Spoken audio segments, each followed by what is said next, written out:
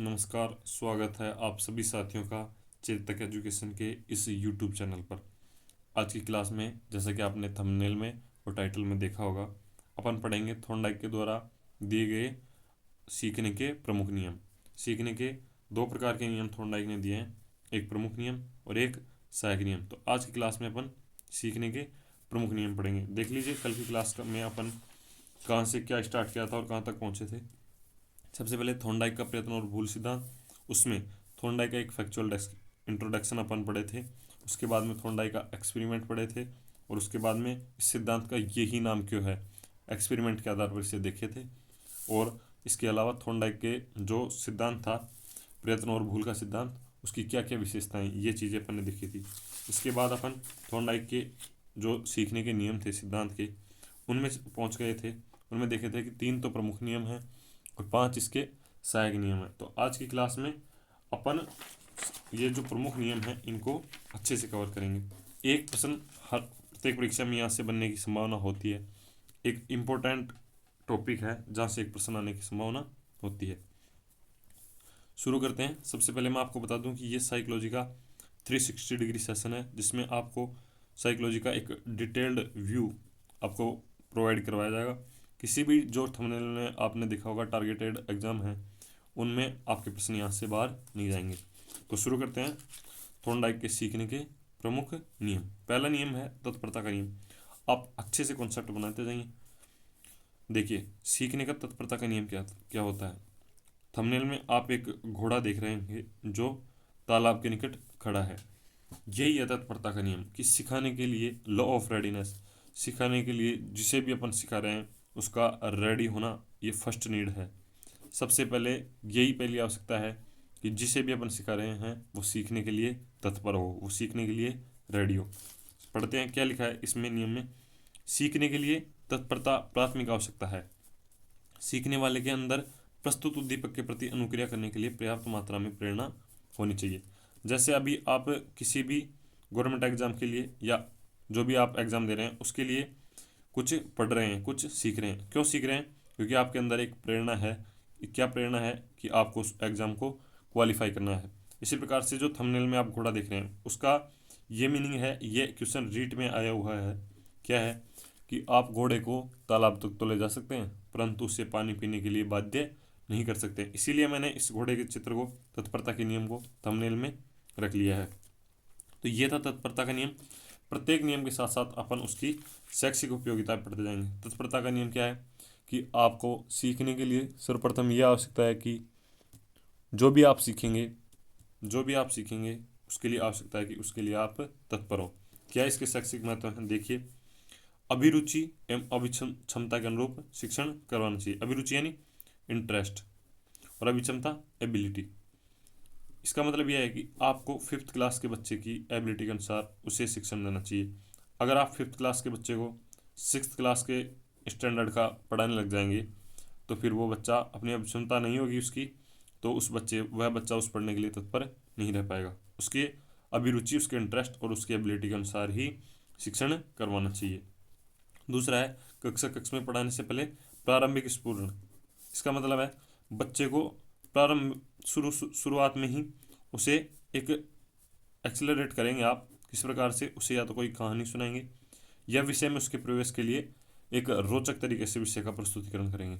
जैसे जैसे मैं आपको एग्जाम्पल देता हूँ। 6th क्लास में यदि आप साइंस पढ़ा रहे हैं और पहला चैप्टर है भोजन के घटक, अगर आप सीधे भोजन के अवयव, ये जो चैप्टर है भोजन कहाँ से प्राप्त होता है, ये जो चैप्टर है, यदि आप इसमें सीधे बताने लग जाएंगे कि भोजन हमें पेड़ों से प्राप्त होता है, भोजन हमें जानवरों से प्राप्त होता है, तो बच्चों का एक इंटरेस्ट उसमें डेवलप नहीं हो पाएगा और वो सीखने के लिए तत्पर नहीं रह पाएंगे। इसके लिए आप क्या कर सकते हैं, आप बच्चों से छोटे छोटे प्रश्न पूछ सकते हैं। जैसे आपने कुछ प्रश्न पूछने के बाद में बच्चों से अचानक ये प्रश्न पूछ लिया कि बताओ बच्चों में भूख क्यों लगती है, तो बच्चों का इसमें इंटरेस्ट डेवलप हो जाएगा और उसके बाद में बच्चे इस बात को सीखने के लिए कि हमें भूख क्यों लगती है, उस पूरे चैप्टर को एक प्रेरणा के साथ पढ़ेंगे, एक तत्परता के साथ पढ़ेंगे और सीखना आसान हो जाएगा। तो ये था पहला नियम, तत्परता का नियम। अब चलते हैं दूसरे नियम पर। क्या है दूसरा नियम? अभ्यास का नियम। सीखने के लिए लॉ ऑफ एक्सरसाइज, सीखने के लिए अभ्यास सबसे जरूरी है, ऐसा माना था थॉर्नडाइक का। ये उनके प्रमुख नियमों में दूसरा है। देखिए क्यों है अभ्यास जरूरी। आपने उनके एक्सपेरिमेंट में देखा होगा कि बिल्ली, जो भोजन उनके लिए बिल्ली के लिए उद्दीपक था और लीवर दबाना उसकी अनुक्रिया थी, तो लगातार प्रयास और त्रुटि के बाद उद्दीपक और अनुक्रिया के बीच में बिल्ली ने संबंध बना लिया था, और इसे क्या कहा गया था, संबंधवाद। तो सीखने के लिए उद्दीपक और अनुक्रिया के बीच में संबंध बनाना होता है, और यह संबंध तभी बन पाएगा जब आप लगातार अभ्यास करेंगे। उद्दीपक और अनुक्रिया का संबंध मजबूत होना ही क्या है, सीखना। और ये जो संबंध है ये मजबूत कब होगा, जब आप लगातार अभ्यास करेंगे। यदि आप अभ्यास नहीं करेंगे तो ये संबंध मजबूत नहीं हो पाएगा और आप सीख नहीं पाएंगे। इसका सीधा सीधा तात्पर्य यह है कि यदि आप अभ्यास नहीं करेंगे तो आप सीख नहीं सकते। इसमें दो जो भागों में से बांट सकते हैं इस नियम को, एक तो है उपयोग का नियम और एक है अनुपयोग का नियम। जैसे मैं आपको एक एग्जांपल देता हूँ कि क्या आपको क्या क्या आज भी याद है। शायद आपका उत्तर होगा नहीं। क्यों? क्योंकि ये अपन उपयोग में नहीं लेते। पहले जब अपन क्या क्या उपयोग में लेते थे तो ये हमें सीधे याद होते थे, लेकिन अब अपन सीधे शब्दों को उपयोग में लेते हैं, सीधे शब्दों को पढ़ते हैं, इनका कोई उपयोग नहीं रह गया, इसलिए हमें इनका ये याद नहीं है। तो जिन चीज़ों का अपन लगातार उपयोग करते हैं उन चीज़ों को अपन याद रख पाते हैं, उन चीज़ों को अपन सीखते रहते हैं, ये तो है उपयोग का नियम। और जिन चीज़ों को अपन उपयोग में नहीं लेते उनको हम भूल जाते हैं, सीखते ही नहीं रहते हैं, तो ये है अनुपयोग का नियम। क्या है इसकी एजुकेशन यूटिलिटी अभ्यास के नियम की? इसकी एजुकेशन यूटिलिटी यह है कि कक्षा में विषय का दौरान होता रहना चाहिए, रिपीट और रिवीजन। क्या है इसका मतलब? जैसे अभी आप बच्चों को पहाड़े सिखा रहे हैं, मैं आपको क्लास के एग्जांपल लेते जा रहा हूँ और बताते जा रहा हूँ। जैसे अभी यदि आप बच्चों को पहाड़े सिखा रहे हैं, टेबल यदि आप सिखा रहे हैं, तो आप उसको लगातार रिपीट करेंगे तो बच्चे आसानी से पहाड़े सीख लेंगे। और समय समय पर, जैसे एक बार आपने बच्चों को 20 तक के पहाड़े याद करवा दिए रिपीट करके, तो यदि आप उनका समय समय पर रिवीजन भी करवाते रहें तो बच्चे उन्हें याद आसानी से रख पाएंगे। ये था दूसरा नियम। पहला नियम था तत्परता का नियम, दूसरा नियम है अभ्यास का नियम। अब चलते हैं तीसरे और प्रमुख नियमों में अंतिम नियम पर। क्या है प्रमुख नियमों में अंतिम? प्रभाव का नियम, लॉ ऑफ इफेक्ट।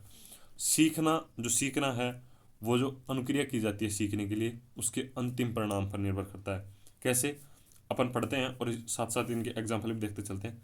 सीखना अनुक्रिया के संपन्न होने पर उपस्थित प्रभाव पर निर्भर करता है। यदि अनुक्रिया का अंतिम परिणाम सेटिस्फाइंग है तो अनुक्रिया सीख ली जाती है, और यदि अंतिम परिणाम अनोइंग है, खीज उत्पन्न करने वाला है, तो अनुक्रिया दोहराई नहीं जाती। इसमें देखिए दो चीज़ें हैं। यदि आपने कोई अनुक्रिया की और आपको उसका एक संतोषजनक परिणाम मिला, तो आपकी सीखने की वृद्धि से आप आसानी से उसी क्रिया को फिर से दोहराएंगे या उस चीज़ को आसानी से सीख लेंगे। संतोष, यदि आपको किसी भी प्रक्रिया को करने के बाद में संतोष प्राप्त हुआ, जैसे एक बच्चा है, उसने एक पहाड़ा पूरा सुनाया, उसके बाद उसे टीचर ने चॉकलेट दे दी, तो अभी क्या है ये उसके लिए संतोषजनक। चॉकलेट क्या है उसके लिए? संतोषजनक। तो बच्चा क्या प्रयास करेगा? फिर से पहाड़ा याद करने का प्रयास करेगा। और इसके जैसे आपने उसे 11 तक के पहाड़े सिखाया तो फिर वह खुद से 12 का पहाड़ा याद करना चाहेगा। क्यों? क्योंकि यह परिणाम उसके लिए संतोषजनक था। लेकिन जैसे बच्चे ने 11 का पहाड़ा सुनाया, आपने उसको एक थप्पड़ मार दिया, तो बच्चा क्या करेगा? फिर से 11 का पहाड़ा याद करने का प्रयास नहीं करेगा। यह उसके लिए क्या है? अनोइंग परिणाम है। जो उसने अनुक्रिया की वो उसके अंदर खीज उत्पन्न करेगी कि यह मैंने गलत किया है, तो वह इस चीज़ को सीख नहीं पाएगा और फिर से इसका दोहरान करने से बचेगा। तो सेटिस्फाइंग तो क्या है? पुरस्कार। और एनोइंग क्या है? दंड। देखिए इस पुरस्कार में आपको एक महत्वपूर्ण चीज़ जो इसकी शैक्षिक उपयोगिता में देखेंगे अपन, पहले इस लाइन को आप पढ़िए, काफ़ी इंपॉर्टेंट लाइन है। दंड पुरस्कार से कम प्रभावी होता है, दंड के बावजूद भी अनुक्रिया दोहराने की संभावना बनी रहती है। कैसे? जैसे एक बच्चा बार बार गालियाँ निकालता है, अगर जैसे उसने गालियाँ निकाली आपने उसकी पिटाई कर दी, उसको दंड दिया, तो इस बात से यह संभावना नहीं है कि आपकी पिटाई से वह गालियाँ निकालना बंद कर देगा। यह किसने बताया था? थोंडागे ने क्या कहा था कि हो सकता है आपकी पिटाई से वह कुछ देर के लिए रुक जाए, लेकिन अनुक्रिया दोहराने की संभावना बनी रहती है, वह फिर से कभी भी गालियाँ निकाल सकता है। इस प्रकार दंड पुरस्कार से कम महत्वपूर्ण है, कम प्रभावी है। यह बात किसने कही थी? थोंडाइक ने। अतः हमें दंड का प्रयोग नहीं करना चाहिए। देखिए क्या इसकी एजुकेशन यूटिलिटी, दंड का प्रयोग न हो, प्रभाव के नियम के अनुसार दंड का प्रयोग न हो। दूसरा, कक्षा का वातावरण डरावना न हो और विषय रुचिपूर्ण क्रम में हो। ये थे प्रभाव के नियम की शैक्षिक उपयोगिता। तो ये थी आज की क्लास। इसके बाद कुछ आपको इन्फॉर्मेशन मैं दे देता हूँ। जो सीखने के गौण नियम है वो अपन अगली क्लास में पढ़ेंगे। सीखने जो पिछली क्लास हैं उनकी प्लेलिस्ट आपको डिस्क्रिप्शन बॉक्स में मिल जाएगी। पिछली क्लास जो थी थॉर्नडाइक का सिद्धांत, उसकी लिंक भी आपको डिस्क्रिप्शन बॉक्स में मिल जाएगी। इसके अलावा जब थॉर्नडाइक का सिद्धांत पूरा हो जाएगा तो टेलीग्राम चैनल में इसकी क्विज करवा दी जाएगी, और इसकी सारी जो 3 क्लास होंगी, कल इसकी क्लासों के साथ अपन इसे पूरा कर लेंगे प्रमुख गौण नियमों के साथ। बाकी जो उसकी बुद्धि के सिद्धांत बचेंगे वो अपन बुद्धि में पढ़ेंगे। तो टेलीग्राम चैनल पे जब क्लास पूरी हो जाएगी तो इसका PDF उपलब्ध करवा दिया जाएगा। टेलीग्राम चैनल का लिंक डिस्क्रिप्शन बॉक्स में है, या आप इसे चेतक एजुकेशन भी सर्च कर सकते हैं। आपका बहुत बहुत धन्यवाद।